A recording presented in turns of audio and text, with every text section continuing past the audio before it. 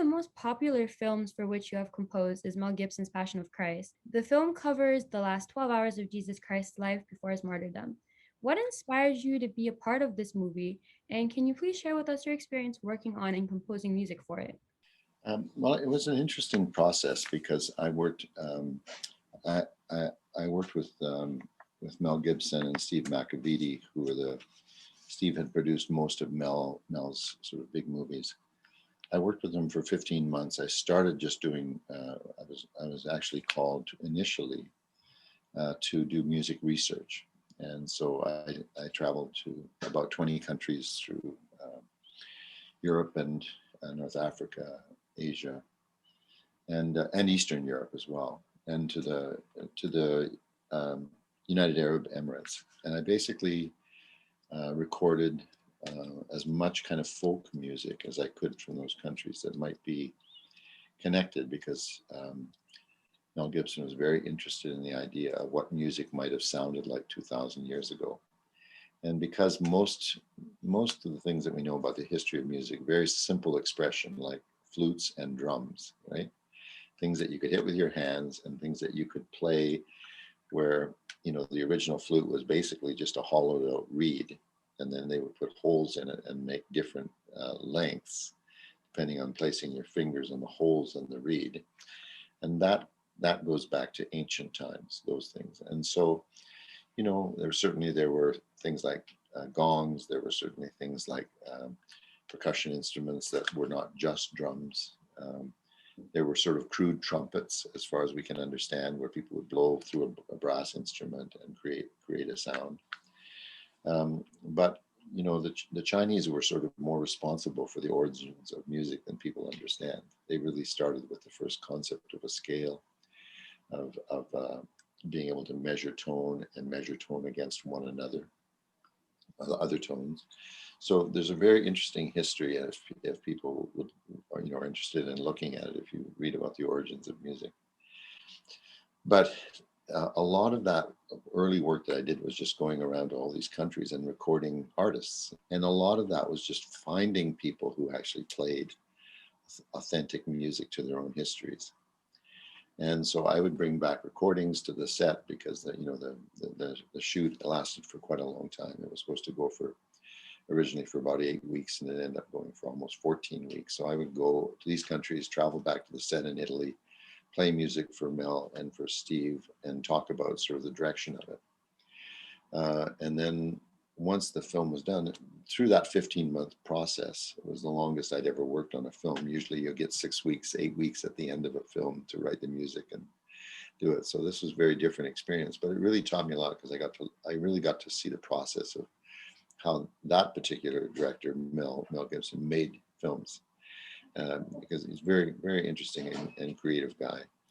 But it was also a challenge, because there was so much about the movie which was kind of rooted in a very narrow view of Christianity, and so while I think it was still an inspiring film, it was also a controversial film. And so I had really interesting discussions with Mel, who was actually proud that he had people from different religions working on the film. And there was a documentary made which never saw the light of day, called The Big Question, which was about the making of the film. And, he had Jewish people and Muslim people and Baha'i people and all these different religions working on it. Of course, lots of Christians as well. And I think for Mel, because he kind of grew up in a narrow area of education about what Christianity was, the kind of signs of anti-Semitism were in the film. And it's unfortunate.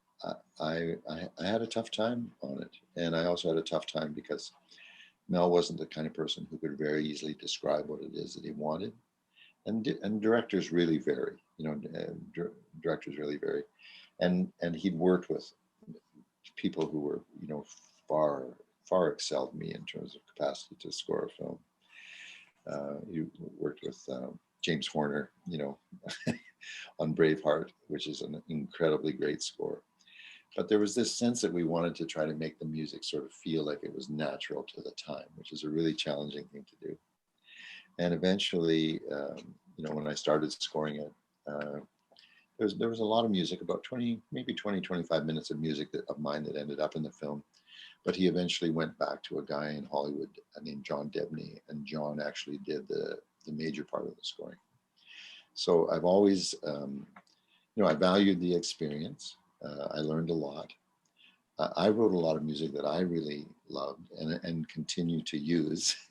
But the disunity of it, the controversy of it, was challenging. And it was also a pretty brutal film. So it becomes a challenging job when religion, faith meets music, and one has one purpose and the other has another purpose, in my mind, in my heart. And so I'll always value those kinds of experiences, and I've had lots of them through my 50 years of writing music. And remember, it's not called the enlightenment business. It's not called the empowerment business. It's called the entertainment business, and much of it has stayed at that level. Even with, I think, Mel's effort was very sincere. He wanted to tell the story of Jesus in a very unique way. It's very interesting hearing the process of meshing the two together of music and religion, especially because this film is something unique. It's not just a film that is in that entertainment sense of, like a rom-com or something like that. It's a film that is really trying to tell the history and the story while also trying to find music that represents that time period, learning about the history of music and trying to make it as authentic as possible. And I think one thing that you mentioned about the history of music and how a lot of these cultures all have instruments that are very similar is something that I've always noticed and I've always found really interesting. Like, for example, in Persian instruments, we have an instrument called the ney, which, like you were saying, is like a flute that has, different holes in it. But it's just like a reed, but it's very hard to play. It's interesting that one of the most beautiful instruments in the world is the duduk, which was sort of founded in Armenia. And it's like a double reed instrument that's almost like a flute, but it's a double reed instrument. It's like an oboe. Yeah. And the player I worked with, Levon Manassian, plays with Peter Gabriel. And I recorded a bunch of pieces for The Passion that ended up in the film because they were just so extraordinarily beautiful. And I recorded them in a hotel room in Paris, just with Levon and I singing ideas back and forth to one another. So sometimes it's just that simple, right? It's just music because you love it. And the style of music in Armenia, or the name of the music that they call that the duduk plays, or that's represented by the duduk, is called Suffering Love. And there's no other way to express the founders of the religions of God than suffering love, because they loved humanity enough to sacrifice lives and comfort and so much more. And yet they were prepared to suffer. And so I thought Suffering Love was such a great name for that music that instrument plays. And look, I asked Levon what were his favorite things to do. And he said, well, he loved playing with Peter Gabriel because every night he could make Peter Gabriel cry. And I thought, yeah, that's a powerful thing, to be able to stimulate the emotions of a human being simply through the vibration of the tympanum of the ear. Amazing. It really is amazing. Like, when we talk about it, it seems like something so simple or something that's like so easy to grasp.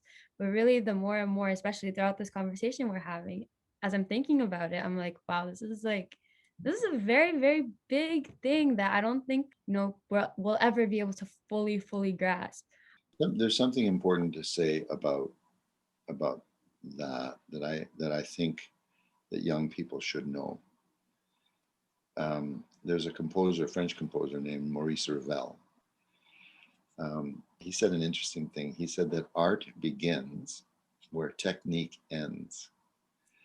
So you have to study and you have to learn. And even if you teach yourself, you'll spend years trying to learn to play an instrument so that you can play without thinking about technique.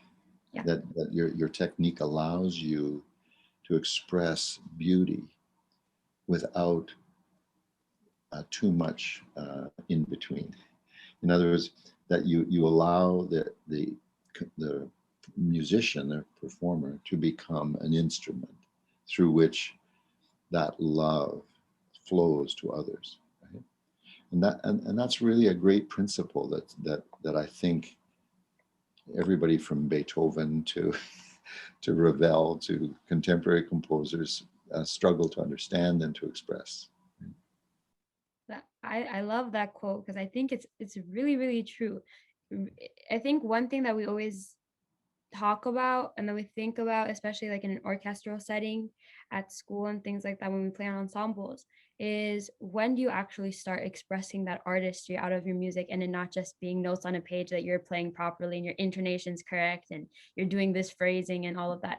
But when does it really start becoming art? And then we can start actually expressing what it is that we want to express through our music and what we're really feeling about it. It's really crucial. I like that the technique becomes second nature to creative expression. Yeah. And there's no set way to do that. It's not like many people think, oh, if I study classical music and I become an incredible virtuoso player, that I'll be able to then do more, right? The people who've never took a lesson in their lives, who just have a gift and who develop that gift through their hard work and their perseverance and their love of it. that's a totally legitimate way to be able to achieve that level of creative expression. Seals and Crofts are such an interesting example because they never studied. They just worked at it and they learned to play. And you listen to the writing, especially the writing of Jimmy Seals, in terms of the voicings on the guitar, the progressions, the types of melodies, the combination of lyric, the ability to express in lyrics some very kind of essential and kind of thoughtful ideas. It's really profound, and that didn't come from studying classical music, or playing in bands where all the notes are on the page. We also talked about this a little bit throughout the previous questions, and I think you touched on it a little bit. But what does success mean to you, and how has your definition of success evolved throughout your life and career? Such a good question, and I don't think there's ever one answer to it. I think success should be measured by what you do with the talent that you have. I don't think there's any other measurement.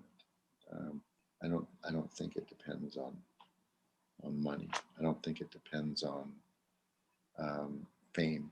I don't think it depends on any of that. I think it depends on you, me, everybody that loves the form, that art form of music, because music is both form and expression and spirit. Spirit and expression being that thing that people talk about, finding your voice. Well, it doesn't mean necessarily singing. It means finding out what's important to you and how, to what degree have you developed the capacities that you've been given as your whatever your gifts are, whatever your talents are. I think that's a greater measure always of success.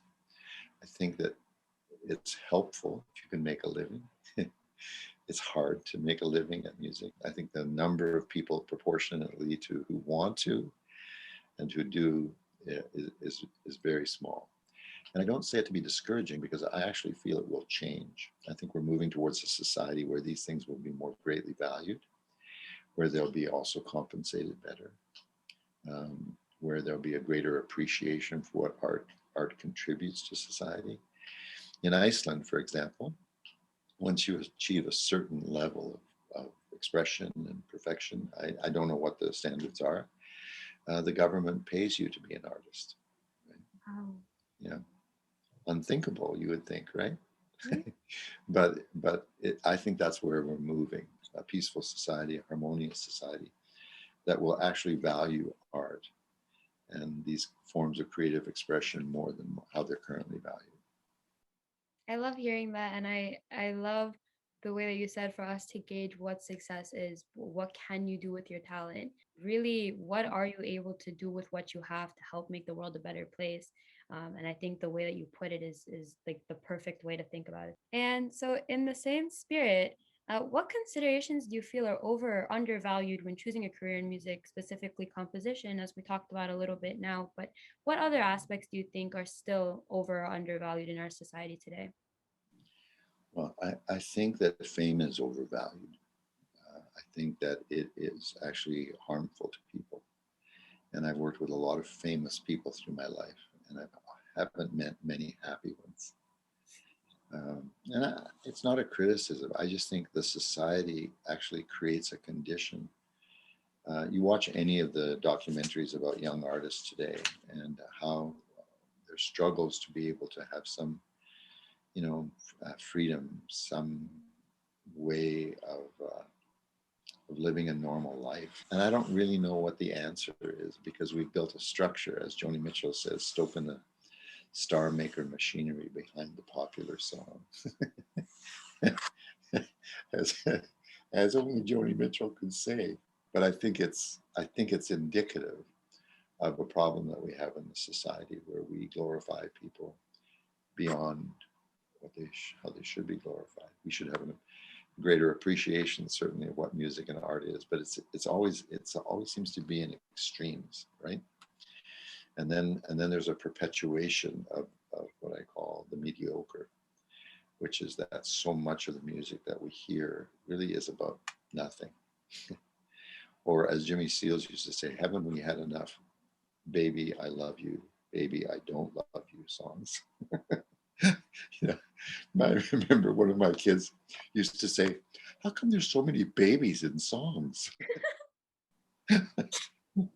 And so we're kind of stuck, aren't we? Like we're kind of stuck as a society in believing that all that is so important and that that's all we can sing about, right? That's what I loved about Seals and Crofts. They were singing about the oneness of the human race. There were songs like Year of Sunday, songs like We May Never Pass This Way Again, songs like East of Ginger Tree, songs that really were about something other than romantic love. And granted, romantic love is important to people, but how much more important is that we address significant issues through music and art that are holding us back from being fulfilled as a human race. Right? I always say that if you know, if you can sort of expand your world and try to write about other things, right? Romantic love is certainly important, but the guardian of the Baha'i faith was a man named Shoghi Effendi, and he actually married a Canadian woman named Mary Maxwell. So we've always felt a close kinship to him in Canada and in North America, obviously. And he had great hopes for North America as a part of the world that could lead the rest of the world in spirituality, right? But it's so interesting that he said it's just something that is so thought provoking. He said, when societies or civilizations are in decline, there's a much greater emphasis on physical love. But we don't think about that really. And you don't see artists really taking that to issue. So why are we so focused on sexuality? Why are we so focused on romance? Why are we so focused on love lost and love gained? I think we could write, again, those are all legitimate things, but why can't we write about other subjects? Yeah. I think it really would be like, it would be so compelling if artists themselves became leaders. Yeah. Right? Yeah. Baha'u'llah says that the artists are the eyes and ears of humanity. So let's become that. Yeah. Let's actually embody that.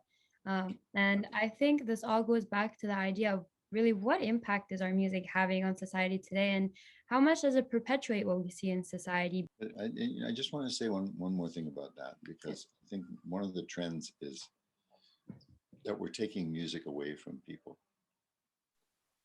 If you went to a black church anywhere in the United States, you would feel like you were part of that music.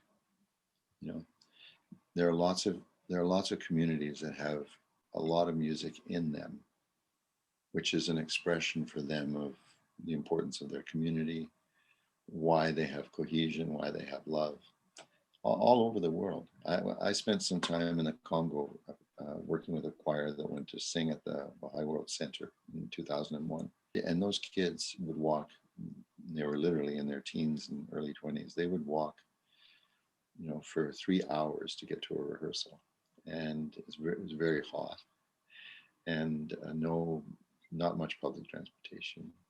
And a lot of the people, suffered from malaria and other kind of challenges that you had in the Congo and Kinshasa. And boy, when they came, they sang with their hearts, just like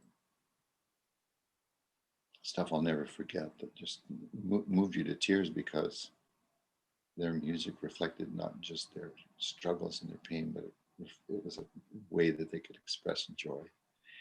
And you'd go to a Baha'i meeting and they'd sing for hours.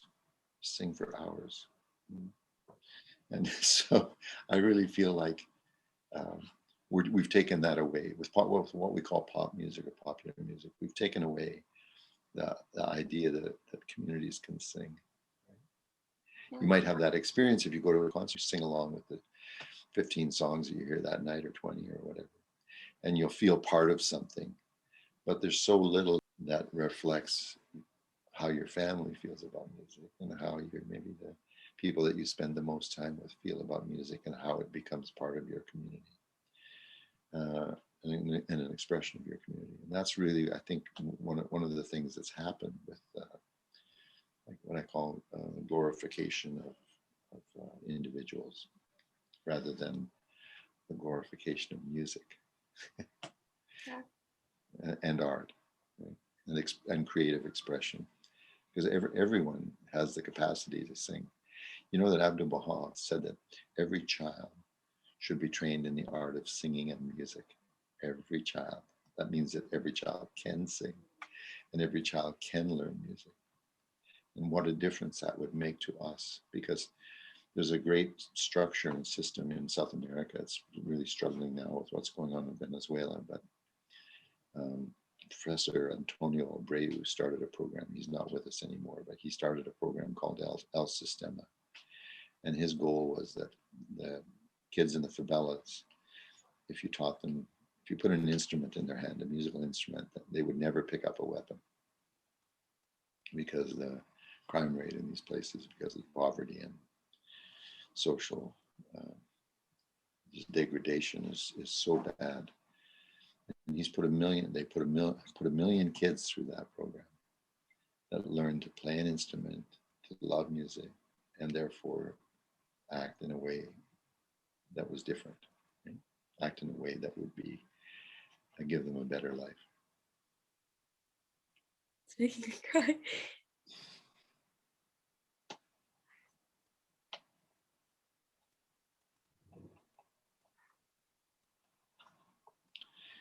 If you get a chance,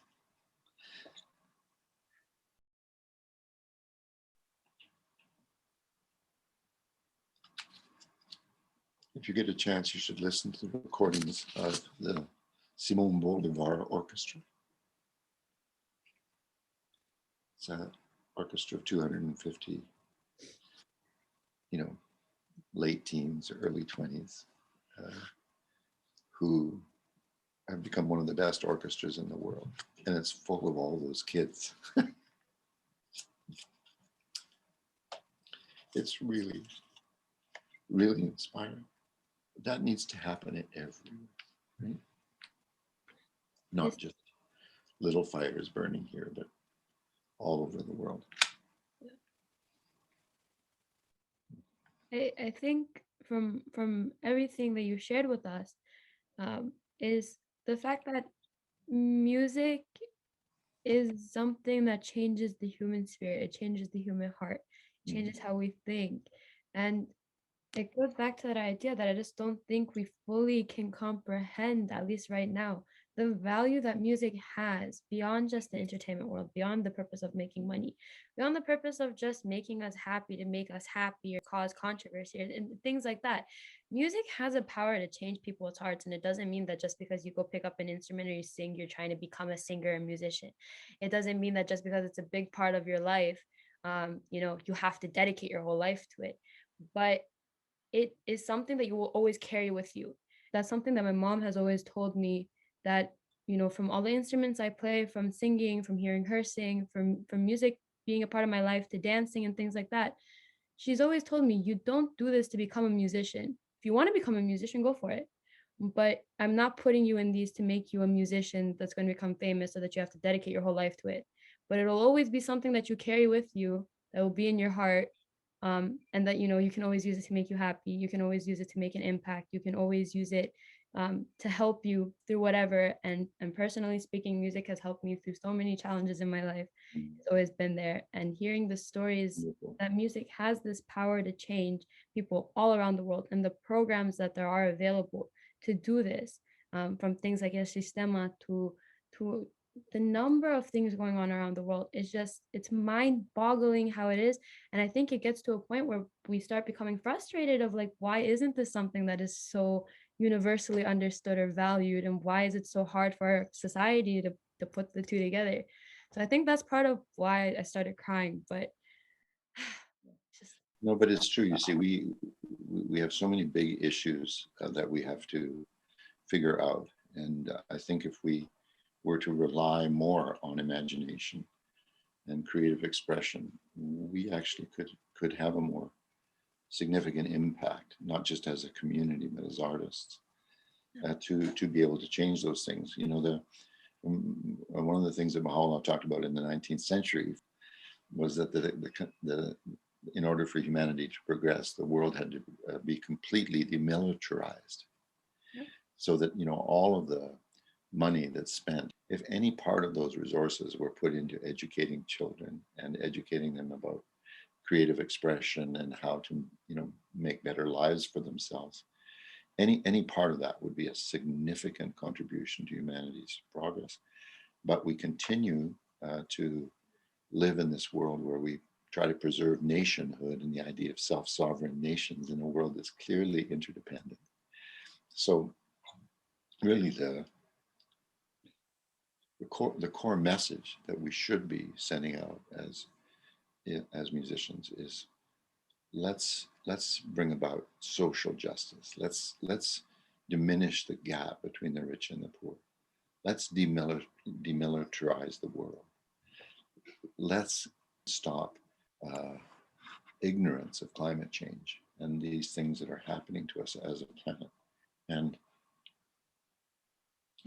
let especially young people arise and use these powers of creative expression to make those changes so that our generations will have a better life. We need to change the things that we are accepting too easily, Yeah. like these self-sovereign nations that are all trying to improve their security, they say, by arming themselves to the teeth and spending so much money on weaponry and armies and all the research that goes into weaponry. Yeah. And these things really are costing us more than we can imagine in terms of the cost to human progress and the cost to future generations. I think it's time for the world to start understanding that these things are doable, that it's possible, Mhm. and Yes. for youth to really believe in themselves and believe in each other and come together and be united, because when things aren't done with a good spirit and for everybody to come together for the better of all, how long can it really last? Yeah. So those are all things to think about, and a lot to process. And I hope that it's something our viewers, especially youth, whether there are viewers or not, just in general in the world, start realizing and coming together to do that. So finding a way to move on from this very, very deep conversation, um, but still in the same spirit and along the lines of what we're talking about. How has your career and success been a vehicle for promoting the ideas of unity, the oneness of humanity, justice, and the importance of service? The answer on part 3 of Composition and Music with Jack Lenz. Be sure to tune in to The Spirit of Success on YouTube, Spotify, or wherever you listen to podcasts so you don't miss out. Bye!